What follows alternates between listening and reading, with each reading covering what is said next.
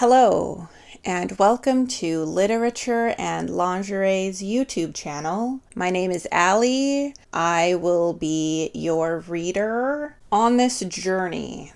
This is my intro to my videos.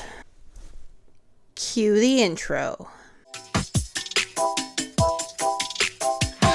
Today, I am reading some poems by Ada Limón. This one is called The Magnificent Frigate Bird. I'm sure I'm saying that wrong. I apologize to Ada Limón for butchering her title. Is it okay to begin with the obvious? I am full of stones. Is it okay not to look out this window, but to look out another? A mentor once said, "You can't start a poem with a man looking out a window. Too many men look out a window." What about a woman? Today is a haunting. One last orange on the counter. It is a dead fruit. We swallow dead things.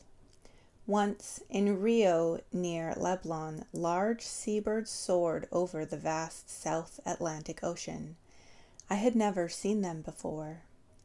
8-foot wingspan and gigantic in their confident gliding, black with a red neck like a wound or hidden treasure, or both. When I looked it up, I learned it was the magnificent frigate bird.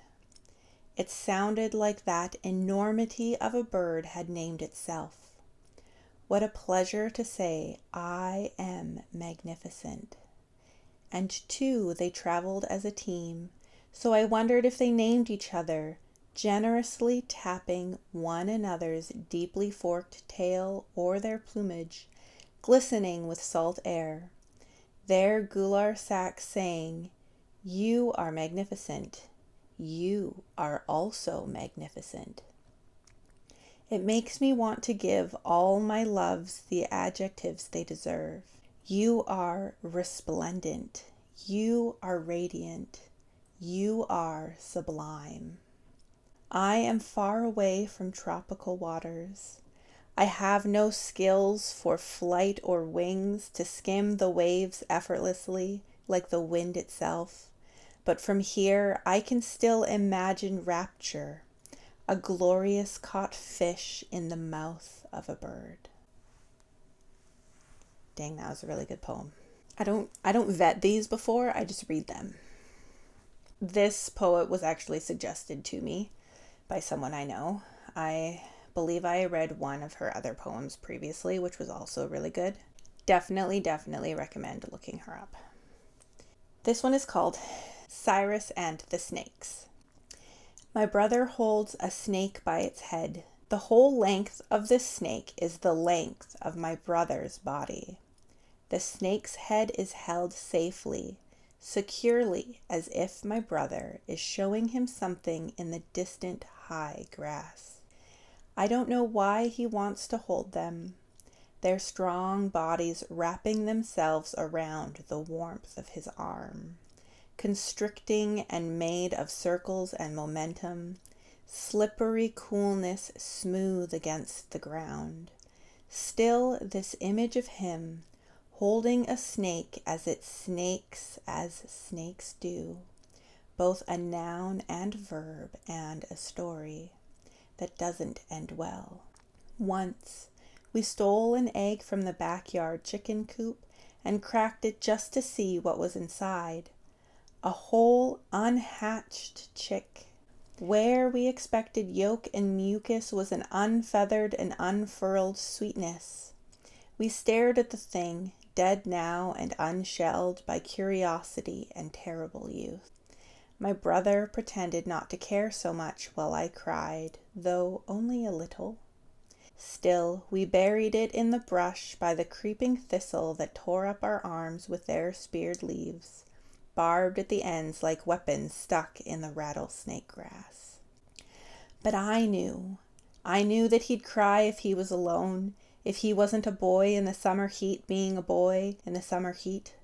Years later, back from Mexico or South America, he'd admit he was tired of history, of always discovering the ruin by ruining it, wrecking a forest for a temple that should be simply left a temple. He wanted it all to stay as it was, even if it went undiscovered.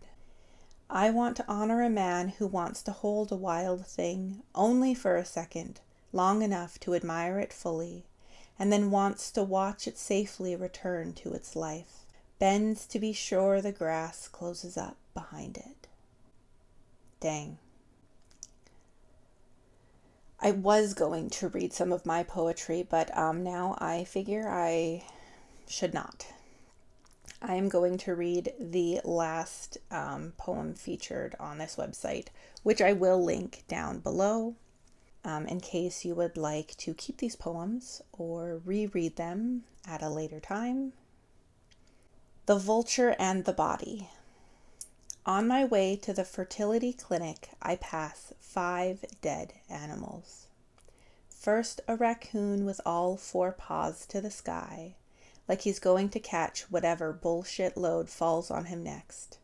Then a grown coyote, his golden furred body soft against the white cement lip of the traffic barrier, trickster no longer, an eye closed to what's coming. Close to the water tower that says, Florence, y'all, which means I'm near Cincinnati, but still in the bluegrass state, and close to my exit, I see 3 dead deer. All staggered but together, and I realize as I speed past in my death machine that they are a family. I say something to myself that's between a prayer and a curse. How dare we live on this earth? I want to tell my doctor about how we all hold a duality in our minds, futures entirely different, footloose or forged. I want to tell him how lately it's enough to be reminded that my body is not just my body, but that I'm made of old stars and so's he, and that last Tuesday I sat alone in the car by the post office and just was for a whole hour, no one knowing how to find me until I got out. The sound of the car door shutting like a gun, and mailed letters, all of them saying, thank you. But in the clinic, the sonogram wand showing my follicles, he asks if I have any questions and says, things are getting exciting. I want to say, but what about all the dead animals? But he goes quicksilver, and I'm left to pull my panties up like a big girl. Some days there is a violent sister inside of me and a red ladder that wants to go elsewhere. I drive home on the other side of the road, going south now. The white coat has said I'm ready, and I watch as a vulture crosses over me, heading toward the carcasses I haven't properly mourned or even forgiven. What if, instead of carrying a child, I am supposed to carry grief? The great black scavenger flies parallel now, each of us speeding intently and driven toward what we've been taught to do with death. I am now going to sit and just think about those poems that I just read, because goddamn. If you are looking for a poet, Ada Limón.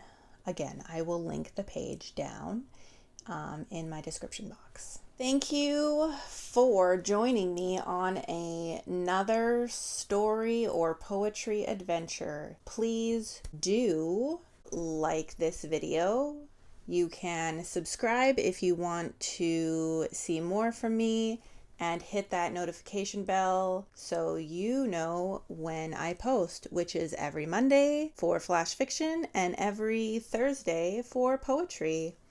If you have suggestions for poets or other short stories that I should read, please let me know in the comments down below. I would love to hear your guys' suggestions. If you want to see what else I do around the internet, you can check out my Linktree. All my socials are there. If you like what I do here and you would like to support me monetarily, I do have a Patreon. My lowest tier is only $1.50 a month.